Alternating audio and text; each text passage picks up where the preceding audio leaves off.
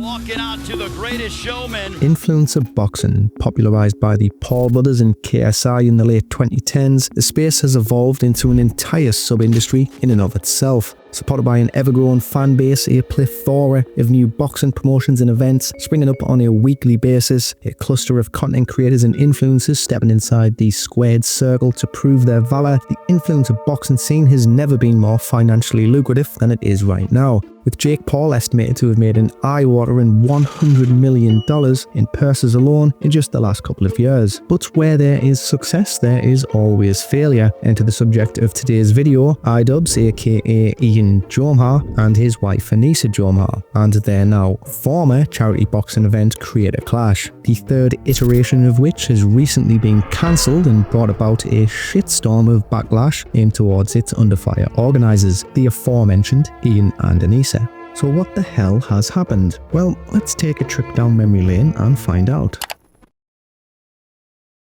Ian has had a long and fragrant history on the platform dating all the way back to 2012. Like many other long-standing commentary channels, he made his foray into content creation through a variety of gameplay commentary videos. Oh, punctured. And this time we are going to click on Raider Patrol and see what this is all about.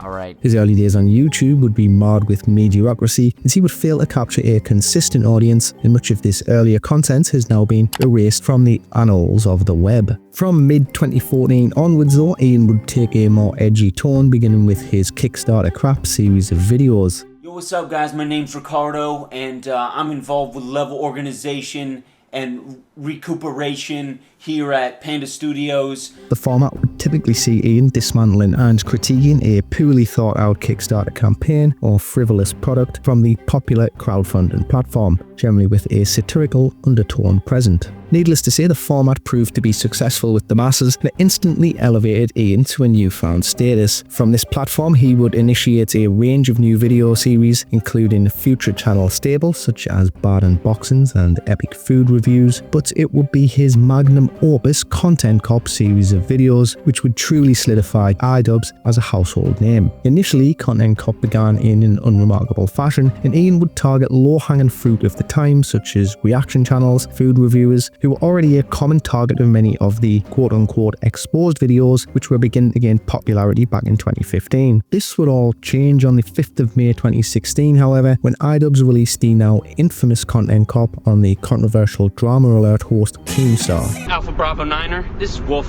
Mother. What's hand in Wolf Pack? You're gonna want to get down here and see this. In fact, bring a big backup. Yeah, bring in the big gun. And this is kind of just one of those videos and moments in time where you kind of just had to be there to sort of experience it, as it truly just helped set Ian apart from many other creators within the same space, as rather than just take the sort of typical moral grandstand approach to his criticisms, he instead highlighted Keem's hypocrisies, and he did so in a very satirical and humorous way. The Content Cop format would prove to be immensely successful for Ian, and he would go on to target many other controversial figures within the YouTube sphere, such as Leafy is Here, Tana Mongeau, and Rice Gum. Asian Jake Paul. And through this, he would develop a reputation as being almost untouchable due to his outright confident approach and his ability to display a high level of self-awareness to his own character flaws, while just presenting a very well-researched video with high production value. But following on from the Rice Gum Content Cop and its follow-up Content Deputy in mid-2017, Ian would drop the format and his trademark edgy demeanour almost entirely, seemingly motivated by the change in YouTube landscape, which was becoming significantly stricter around its anti-bullying and harassment policy guidelines after the adpocalypse of 2017. In retrospect, Ian's change of focus is often now attributed to his then girlfriend, now wife, Anisa Jomha, though I'm not entirely convinced that it's accurate, at least for the time when they got together, as the two met all the way back at TwitchCon 2016, and Anisa would open up in a Q&A video shortly after and discussed how she would be supporting iDubbbz with his future content, which would of course include the Tana Mongeau and the Rice Gum Content Cops, which were obviously some of the more edgy ones, let's be real. You and Ian meet. I was in San Diego for TwitchCon, and I was on my Twitter feed, and it was when Ian was just spamming his Twitter feed with something about Leafy and Max Mofo backstabbing him like as a meme, and he was just like, it was like tweet after tweet after tweet. So I was like, okay, this individual's bored. I know he lives in San Diego. maybe he wants to hang out because anything's better than like sitting in this hotel all day. So we ended up messaging each other, and she also delved into some of the backlash that she had received since the relationship had begun. I've been getting a lot of stuff because of dating Ian. Some positive, some negative. It just comes with the territory of dating somebody that has a fan base. At least at this time though, Ian's fans seemed supportive of his newfound companionship, and the future was looking bright for the pair. Whatever the case though, from 2018 onwards, Ian's content saw a drastic shift away from the edgy and rash persona, which had made him popular and a face of the free speech movement. With Content Cop out of the picture for now, Ian needed a new modus operandi, and he found this in the form of a documentary video titled Full Force, which currently sits as the most viewed video on his channel at 24 million views. The project would have Ian travelling out to Michigan to document the lifestyle and inner workings of the relatively unknown YouTuber at the time, Airsoft Fatty, who is a content creator with, let's just say, a particular passion for Star Wars. The flow of the video focuses on Fatty's poor quality of life and his escapades with his small circle of friends and their obsessions with Star Wars and weed. Overall, not gonna lie, it's a pretty good documentary. It was worth the watch at the time, and it was pretty well received, and it highlighted a sustainable foundation from where Ian could propel his channel forward. What is going full force? That is where, and the way I define it, someone is treating it as if they're about to die, and they are putting everything behind it. His core audience at this stage were still relatively supportive, but that would all change when Anisa made the bold decision to announce her OnlyFans to Twitter in 2020, leading to a war amongst Ian's audience, with many fans now turned detractors, accusing him of being a bit of a c***.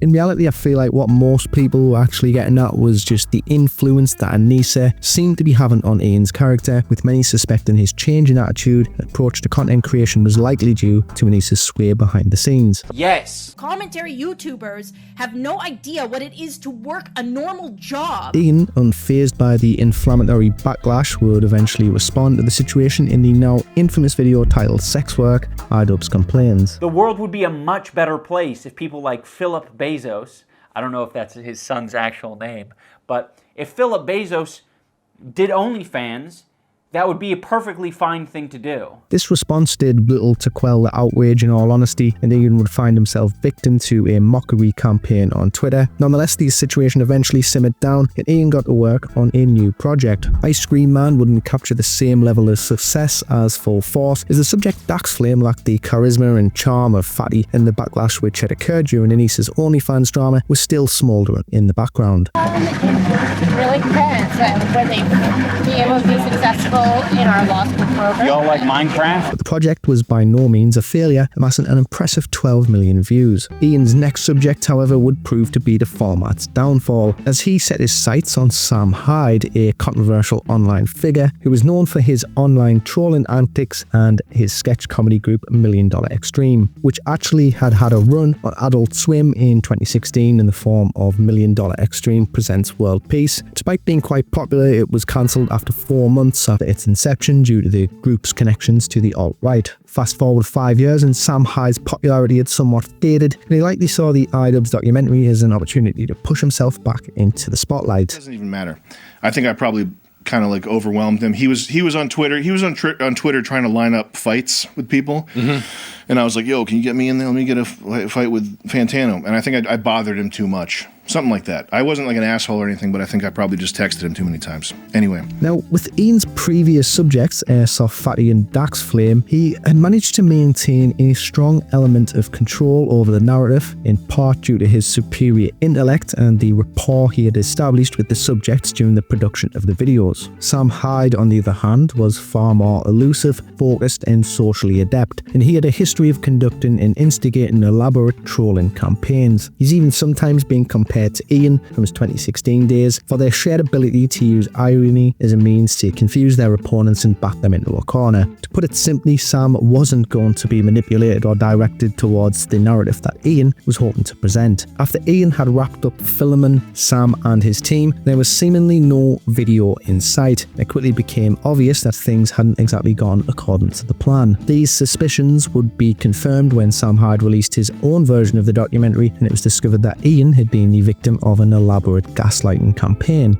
Remove any face covering before placing the oxygen mask over your nose and mouth. As part of our clean commitment, everyone must wear a face mask over your nose and mouth and secured under your chin and neck during the flight. Honestly, looking back at all of this, some of the ideas that they had planned were just downright hilarious, with them considering instigating an argument in front of Ian over whether their auto-tuned rap song is in the correct musical key, and leaving a fake shit on the bathroom floor. So fucking funny. Oh, and then the fake girlfriend. The fake girlfriend, she shaved her head for this. She looked fucking totally wrecked. I paid her to shave her head, and she was like totally believable. She was like acting drugged out. And it seemed this time Ian had truly met his match, and with Sam's version of events out in the wild, Ian's hand would be forced and he would eventually drop the documentary titled Getting Away With It. It becomes apparent that Ian had gone into the whole endeavour with a grounded mindset and had intended to showcase the inner workings of Sam's life behind the scenes, whereas Sam had wanted to make a more comedic documentary. The events would begin with Ian visiting Sam's office and meeting his drug-addicted girlfriend Danny, who had this really odd chemistry with Ian throughout, and they even just sort of like resemble each other in this weird way. The whole environment was weird, but when it came to Danny, it was just sad. Okay,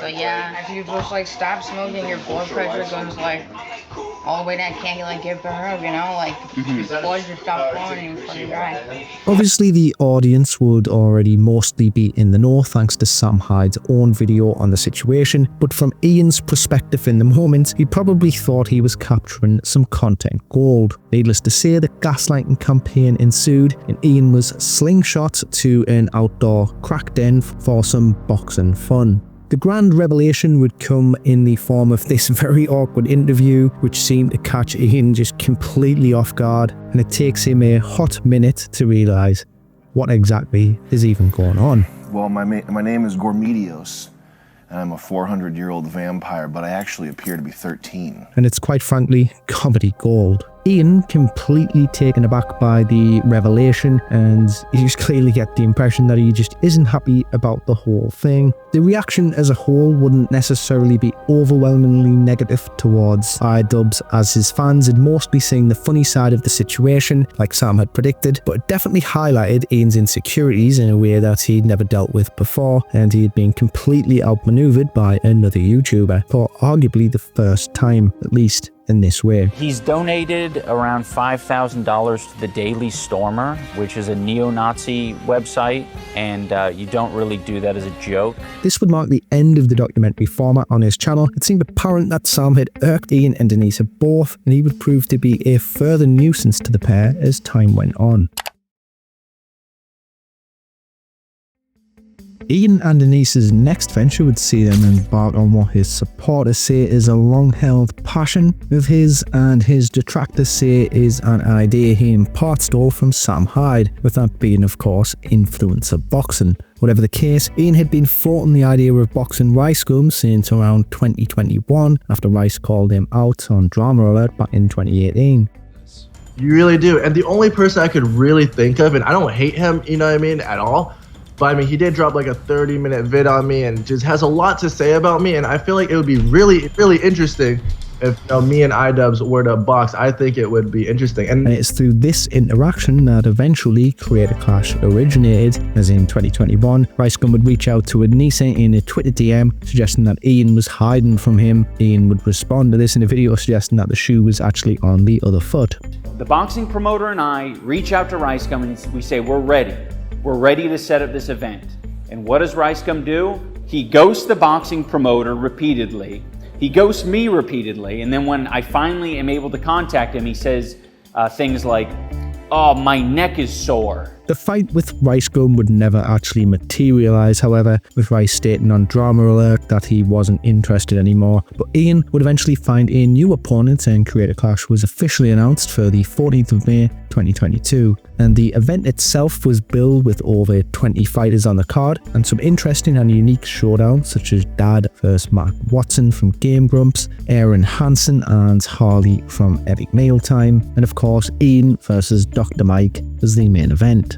Ian's old buddy Sam Hyde made attempts to get involved through an offer to box left-wing political streamer Hassan Piker. My target right now is Hassan Piker. Have you heard of that guy? But neither Ian nor Hassan were receptive to the idea. He's not a super cooperative guy. He's very unpredictable. So involving him in our event just isn't a good idea. I think most people would. Business risk. I think most people would understand that. Yeah. Sam would still, however, manage to get himself involved through Harley from Epic Mealtime, who Sam offered to train in a 2-week boot camp, which Harley accepted, and Sam had every intention of witnessing his protege in action at the event itself. Sam's attendance would never actually materialise, however, as he would be barred from the event allegedly only a few hours before it began, despite having front row seat tickets, which apparently he was never refunded for either. And it would be at this point where Sam Hyde turned from a playful nuisance into the pair's biggest detractor. That's poisonous. That relationship is poisonous. She's like his entertainment handler. Like she's his fucking career manager now or something. She's got to go, man. Creator Clash itself went ahead without a hitch, and in all honesty, it was a very good show, and a number of the fights were quite interesting encounters, and for the most part, entertaining. It would be fair to say that overall it was a resounding success, a sellout at the Youngling Center in Tampa, Florida, and over 100,000 pay-per-view sales, with a very impressive $1.3 million raised for charity. You'd honestly have been very hard-pressed just to find somebody being overly critical of the event itself, even people who were previously detractors. One of the coolest events in YouTube history just went down this weekend. It's the best boxing event that a YouTuber has thrown on yet. This event was just amazing. Creator Clash is a W for sure. One aspect I did find quite intriguing, something that I don't think's been brought up too much after the fact, is that Ian made multiple references to a documentary covering the production and much of the behind the scenes footage of the lead up to the event and some of the training and whatnot, but for whatever reason that has never actually materialized. Nevertheless, given the success of Creator Clash, a follow-up event was expected and it would be announced for the following year. But for all of this success that would come with the first Creator Clash, the follow-up event, Creator Clash 2, would turn out to be a complete disaster. Creator Clash 2 would be billed in a similar fashion to its predecessor, with many of the favourites from the first card returning, including Dad and Harley Morenstein, and some interesting new additions such as Chris Raygun, and surprisingly to many, Froggy Fresh, an old-timer on the platform who would mostly produce comedic rap videos, and he had been on an on-again, off-again hiatus of sorts since 2018. Despite the reasonably solid-looking card that seemed to lack any real heavy hitters in terms of current popularity and draw, the initial excitement from Ian's audience was pretty strong, but cracks were beginning to appear right from the off. It became clear that things weren't going to go as smoothly as the first event, with drama on the horizon. The boxing promotion Happy Punch, co-owned by Keemstar, tweeted out a post showcasing Froggy Fresh training with its other co-owner, Sam Hyde. He sent into a meltdown on Twitter, and a quote-unquote supporter account named the Pied Piper, later proven to be controlled by Anisa's mother, made a tweet insinuating that Froggy's removal from the event was imminent. Froggy would respond to this himself in a Twitter video, taking offence to the usage of the word imp, though it seemed apparent that he was treating the whole situation as just a back and forth banter, and I don't think he really expected to be removed from the event at all. I going onto my Twitter today. What done I see? Anissa's mom is saying, hoping that somebody replaces that imp. Now I go onto Google to see what imp was, and they said it's a small devil. Now I got saved by the Lord and baptized when I was about 7, so I don't know what she's talking about. But I can tell you this is a charity event. Ian and Anisa, on the other hand, were not happy, and just 3 weeks before the event was scheduled to take place, the Creator Clash Twitter account announced the following: there has been a change in the lineup and Froggy Fresh will no longer be fighting against Chris Raygun. We will announce his replacement in the coming days. Aside from this statement, no reason was specified, leaving the situation wide open to speculation, with many assuming the removal had related to past statements Froggy had made concerning Anisa's OnlyFans. On April 15th, if I don't hurt you beyond what anybody could have imagined, I will be so disappointed in myself that I will subscribe to Anisa's OnlyFans. Froggy's removal sent the internet into a frenzy, with spectators and creators alike feeling it was extremely harsh to remove the fighter just 3 weeks before the event, after 10 months of training for nothing more than some ridiculous, lighthearted jokes. They kicked a boxer off because either he's friends with Sam Hyde or he made a joke about iDubbbz's fat wife's OnlyFans account. Mm-hmm. So that, like, they kicked him off 3 weeks away from doing the event for like what seemed like the most harmless thing, or the most like petty. In spite of the backlash, and even with an offer of a 100k donation to charity on the table from Gideon to have Froggy reinstated, Ian and Anisa were unrelenting, and William Haynes of SourceFed was announced as Froggy's replacement to face Chris Raygun, which in all honesty seems a completely unfair matchup given Will's several inch height advantage and pretty clear weight advantage, and this will of course translate into Chris Raygun getting absolutely pummeled on the night. As William comes forward, right hand again. Takes him on the chin. To make matters even worse, Froggy announced in another Twitter video that Ian and Anisa had threatened to sue him if he failed to return the 15k he had been paid for training, which he was unable to do as he had already spent the money on training, and he had put his own career on hiatus in order to train for the event. They wanted me to pay back the $15,000 that they sent me over the last 5 months for training, travel, equipment, and stuff like that, and also like a vow of silence on the situation. And if I signed that, they would drop any potential to sue for what they believe are damages that the event has incurred. So in other words, like, we're not going to sue you if you pay back the 15 grand and you shut up about it. But like, if you don't sign this, then we can pursue to sue you based on damages that I brought to the event. Okay. Thankfully, the internet would come to Froggy's rescue. Mutaha of Some Ordinary Gamers offered to cover Froggy's legal fees should Ian and Anisa initiate litigation. With the internet now firmly standing against Ian and Anisa, spearheaded by Sam Hyde, the silence from the pair would be deafening, and it would leave many of the fighters on the card in a pretty awkward position. The likes of Dad and Harley Morenstein came out in defense of Ian and Anisa, only to be lambasted by the pair's detractors and fans of Sam Hyde. The backlash goes so bad, in fact, that Dad actually deleted his Twitter account. Eventually, though, Creator Clash would finally issue a response, if it can even qualify as that, but as outside of suggesting several violations of the contract terms that had been breached by Froggy, there was still no specifics given. They did, however, suggest that they had made several unsuccessful attempts to address the violations with Froggy, and had made the collective decision to move forward without him. In a call concerning the potential that Froggy would be sued by Ian, Harley would defend Ian and Anisa again, suggesting that any legal threats being suggested by Froggy were completely untrue, a decision which would actually prove to be premature. Try to sue him? No, they're not suing him. They just don't Dude, want I'll him even to, address that. They probably don't can want I him address to, the tax first? disparage the event. Harley, I'm 15 or 17K. Nevertheless, no lawsuit seemed imminent as of yet, and Creator Clash 2 went ahead as planned on the 15th of April 2023. Honestly, the night itself panned out in a similar fashion to the first Creator Clash, with some reasonably entertaining fights without anything truly setting the world alight.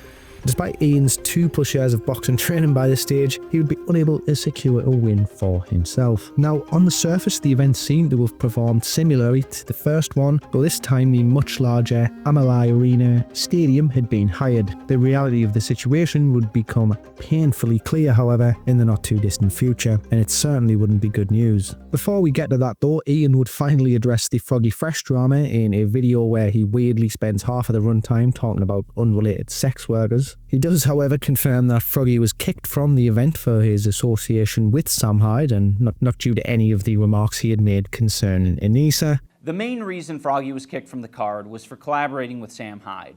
And, for anyone who's been following the story, that's, fairly obvious. Froggy has explained, his side of the story multiple times. And unfortunately, he's been perpetuating a narrative that it's about OnlyFans or that it's about Anisa's mom. And that's extremely deceptive because he knows why he was kicked from the card. The one indication I gave him was Sam Hyde, and I wasn't unclear about that. Anyone who's mentioning the fact that Harley trained with Sam Hyde for the year previous, that was before Sam was saying this about my wife. I don't think so, Anisa. Bitch. Ho. Fucking Anisa. What an ugly piece of shit. But look how beat she is. Oh, nice jack-o'-lantern teeth.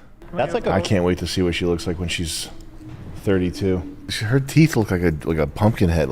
It's the Anisa Jomha hole stretcher. I'm sending this to Anisa's OnlyFans. It goes directly into charity. Yeah. Everybody hates him and his wife's a slut. So yeah, now that this guy is on the daily insulting my wife, I think it's pretty fair to, not want to associate with him in any way. Ian also showcased a set of messages between himself and Froggy, highlighting that the situation hadn't been as black and white as Froggy had led on, with him clearly coming across as maybe a little bit intentionally hostile and difficult to work with, rather than just working towards a solution. Ian further went on to explain that he had no intentions of pursuing legal action. By the way, we weren't suing Froggy.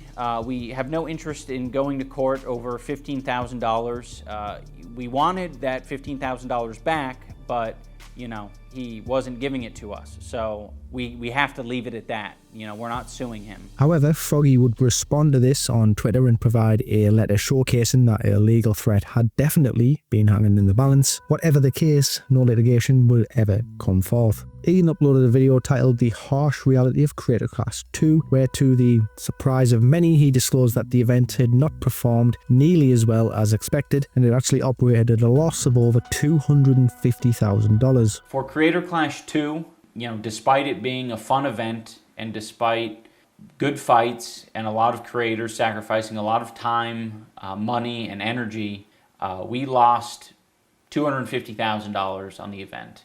The way that this typically works for anyone who's unaware is that once our expenses are paid off for the event, like all the minimums of broadcasting, the hotel, travel, all that sort of stuff, once that's all paid off, then we can start paying the charities. Unfortunately, we didn't even reach the break-even point.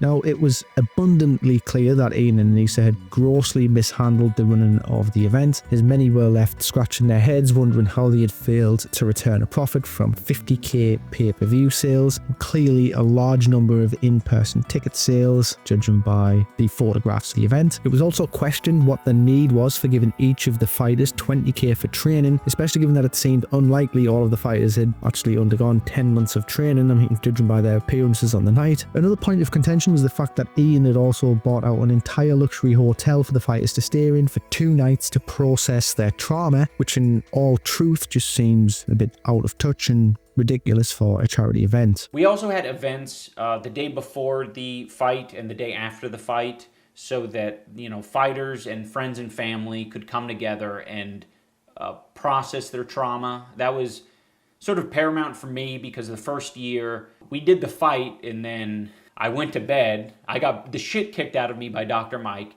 and then I went to bed, and then I woke up, the hotel was empty, and then I got on a flight and traveled 5 hours with my face completely swollen back to Seattle, and I was like, that was cool, that was so worth it. There was nothing. There was no processing my trauma. There was no talking to anyone and relating about the experience afterward. Everyone was gone.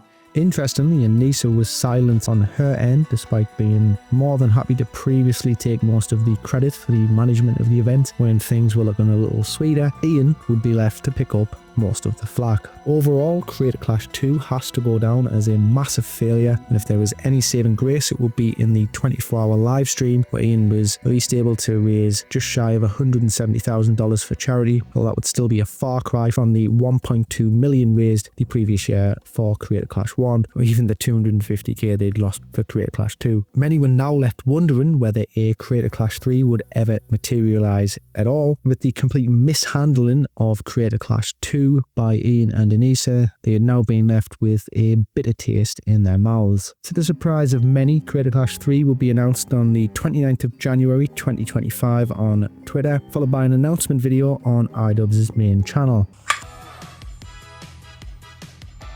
Can you hear that? I think it's supposed to spin. Oh, it is spinning. Creator Clash is back. This time around, the event would take a different structure, with the charity component being separate from the event itself, to prevent a similar disaster to Creator Clash 2, where the event raised no money for charity, but Ian and Anisa, the fighters and their friends and families, still got to live at large at the pre and post-fight gala events. Unfortunately, these lessons would seem to be the only lessons learned, though, as Ian's still dead set on the card being mostly made up with niche creators insanely lacking any real big hitters outside of Elliot Beast, who was mainlining the event alongside Harley Morenstein, set to return for the third time. Ian himself had dropped off the card, and some past favourites such as Dad were set to return. The card was mostly made up by creators who were relatively unknown to the masses, or were known rather for their association to larger creators such as Lena Ayad from the H3 podcast. Speaking of which, Ethan, the owner of the H3 podcast and a longtime friend of Ian and Anisa's, was on the receiving end of an online harassment campaign, mostly in relation to his ongoing rivalry with left-wing political streamer Hassan Piker. And I'll give you the short version of events for this because it could be a topic for a video in and of itself. Ethan and Hassan, who had previously been friendly and had shared a podcast together, Leftovers, had fallen out over the Israeli-Palestine conflict, with Ethan reluctant to take a full anti-Israeli position pertaining to his Jewish ancestry and because of his wife Hila being Israeli and having served in the IDF as a conscript in her youth, which was a point of contention for Hassan. This had led Ethan to release the Hassan Piker content nuke on his main channel, the fallout of which has led to an all-out war between the two audiences and wider circles of the two creators, which is still ongoing as of the time of me writing this video. iDubbbz, a Hassan orbiter with a particular distaste for Ethan, had platformed another Hassan orbiter by the name of Bad Empanada on her livestream, and he made some pretty distasteful accusations surrounding the welfare of Ethan and Hila's children and pets. He lets his dogs shit all over his mansion, and he just leaves the shit on the floor, something that is probably related to the fact that his former housekeeper is suing him for a number of different reasons. So I would assume he doesn't actually have a housekeeper anymore, or perhaps he lost his extra housekeeper. So now the house is just like covered in dog shit. And he has kids, and his kids like crawl into the dog shit, and God forbid, I don't know what they do with it. I don't know if they eat it or if it's just from like contact with it with their hands or something. But they contracted a parasite that I had previously never heard of in my life called Giardia from the dog shit that is all over his house. Dude, how is it that like maybe once a week I look into what Ethan Klein's been up to, and every time I manage to find more and more terrible shit. This is widely believed to be what instigated a fraudulent CBS call against Ethan and Hila, sending the former, understandably, into a frenzy on Twitter. Ethan at the time had been a long-time friend of Ian and Anisa's, even supporting them in promoting Creator Clash 2 during the peak of the backlash against the pair. Ethan had, again, understandably hoped for a comment of support or at least condemnation against those supporting the CBS call. He instead received nothing but silence. This was made worse by the fact that the call was widely believed to have originated from someone within the communities of Bad Empanada or iDubbbz, who Anisa and Ian followed on social media. Ethan issued an open response to Ian and Anisa on a podcast, and needless to say, he was not happy. Fair weather friends who are so happy to be friends as long as they're getting something out of it. Ian sucks for the same reason right now. He could say something. Spineless. You're not my friend, and you never were, and you never will be. You never will be. In possibly one of the most insane twists in this story, Ian would revive his old series Content Cop and go in very hard against his former ally. What we do here is go back.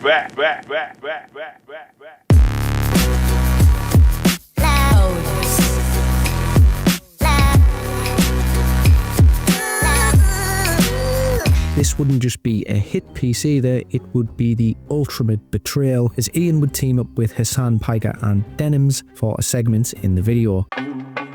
Wake up, Ethan. Wake up, Ethan. Ethan, wake up. Wakey, wakey, Ethan. Wake up, Ethan. Wake up. Time to be awake, Ethan. Wake up, Ethan. This is no longer a dream. This is a nightmare. Wake up. Ethan, the dumb bitch is telling you to wake up. Wake up. The overall focus of the video is criticism aimed towards Ethan's support of Israel and attitude towards Hassan. Towards the end of the video, there's this bizarre interaction between Ian and Kirk Honda of Psychology in Seattle, where Ian bursts into tears. You know, I also see the dynamic of Ethan and Neil. I'm like, fuck, like, it's really hard to be a couple online and see people attacking your partner, and it's like, okay, like if you come to their defense, that doesn't always help them, right? Sometimes that makes it worse for them. He kind of just shows he's out of touch here, seemingly just oblivious to the fact that he's just spent an hour attacking the guy from almost every angle possible, and conveniently failed to mention the fraudulent CBS call. The Content Cop would also drop when Ethan was live streaming, and to say he seemed surprised would be a bit of an understatement. Well, what happened? There's more bad news? I do have some more bad news for you. Some breaking news. Your old friend iDubbbz just released a video. Yeah. It's about you. No, it's not. Yes, it is. Oh my God. That is no, it can't be. Well. It actually can't be. Holy fuck, dude. It sure is. Oh my God. Now, the fallout from all of this would be catastrophic. Not for Ethan though, for Ian and Anisa. Timing of the Content Cop releasing only 7 weeks before Creator Clash 3 was scheduled to take place was just seen by almost everybody as selfish and terrible leadership, and even by some of the most die-hard iDubbbz supporters, and this would begin a chain of events which would eventually see the event being completely cancelled. Longtime supporter and main eventer Harley Morenstein, who had relentlessly defended Ian and Anisa during Creator Clash 2, would be surprisingly the first to drop out of the event. He would later open up on an episode of PKA, explaining that he wasn't seeing eye to eye with Ian on his association with Hassan Piker. It's like, I don't know if you guys caught the official Creator Clash fundraiser. No. They just did one with like Hassan, and it was him reacting to this video that Ethan made about him. So they're just like talking a lot about like the Houthis and Hezbollah and Hamas, and like, was there rapes on, and like, it's just all this. And I'm like, what's up with the boxing though? Like, what's going on with like the boxing? Like, I see what you're saying, and I see that he's like, you know, like I saw he was like gassing up North Korea a little bit. Next to drop out would be Lena Ayad, pertaining to her association with the H3 podcast. And I have to be honest here, she truly deserved better from Ian and Anisa. She kind of really is one of the biggest victims in all of this. Nevertheless, the event was looking increasingly unlikely to be going ahead at all, with Ian becoming entangled in the H3 Hassan conflict and seemingly just uninterested in the damage that he was causing the fighters on the card. Eventually, Ian and Anisa would make the decision to completely step away from Creator Clash entirely. Anisa and I have decided to step away from Creator Clash. We have relinquished control to our business partners who ran the previous 2 events. They're very capable. They know exactly what they're doing. They run events on a regular basis. The event is still happening. Anisa and I just don't have any financial ties. We don't have any ownership.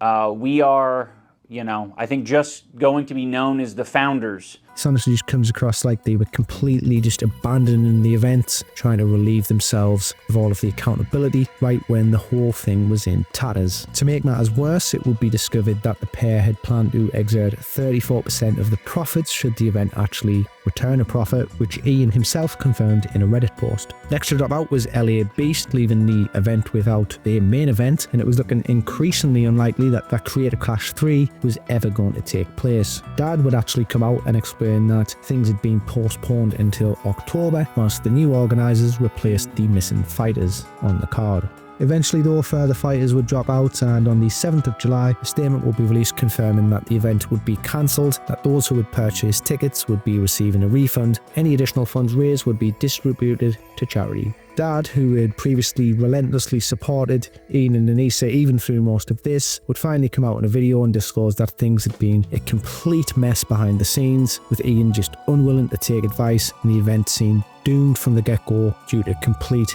careless mismanagement. Ian tells me, hey, I'm doing another content cop. And I was like, oh, that's cool. And he goes, yeah, it's on Ethan. And I was like, Ethan Klein? And he said, yeah, it's on Ethan Klein. And I thought, oh no, why would you do that? The reason I was so concerned by this, Ethan and I had a very big misunderstanding for Creator Clash 2 with our promotion for the fight. I'm not going to tell this story again. I've told it in the past, but like everything's fine with Ethan and I. It's all done. We've talked and we've messaged and we're all good. So when Ethan and I made up, I was so relieved. This like huge weight came off my shoulders. I was like, okay, I'm not at odds with somebody. Then Ian tells me, before Creator Clash 3 is about to happen, oh, I'm putting out a hit piece on Ethan Klein. And I'm thinking, oh my God, dude, why are you doing this? Why are you trying to cause trouble? Because now I'm thinking, this is going to ruin Creator Clash 3 and I'm going to get screwed again. Yes, I can tell him I'm concerned. I truly thought it was a work. It was like a WWE promo thing where like they were going to have a fake feud.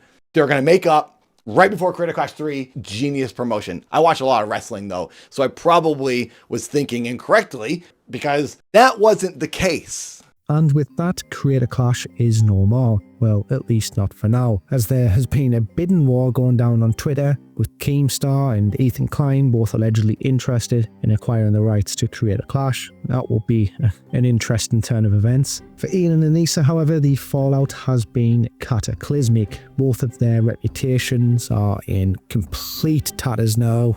Not like they weren't already before Creator Clash 3, let's be honest. And the iDubbbz YouTube channel, which now focuses mostly on left-wing breadtube content, seems a far cry from the iconic criticism foundry that was once held in such high regard by the wider commentary communities on YouTube.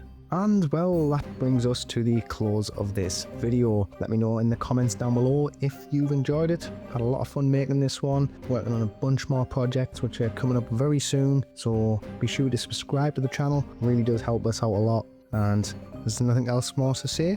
Hope you enjoy the rest of your day or evening. Thanks for watching, guys, and take care.